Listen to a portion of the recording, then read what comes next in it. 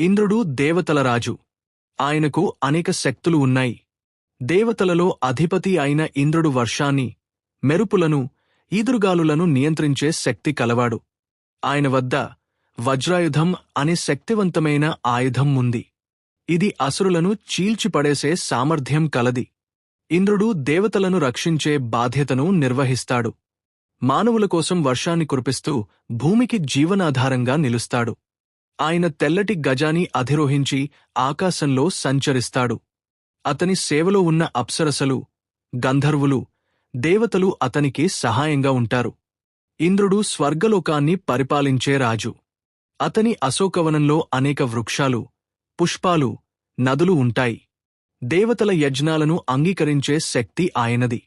అందుకే ఆయన్ను యజ్ఞశక్తి స్వరూపుడు అని కూడా పిలుస్తారు. ఇంద్రుడు ధైర్యం, శౌర్యం, పరాక్రమానికి ప్రతీక. ఆయన కథలు పురాణాల్లో విస్తృతంగా కనిపిస్తాయి.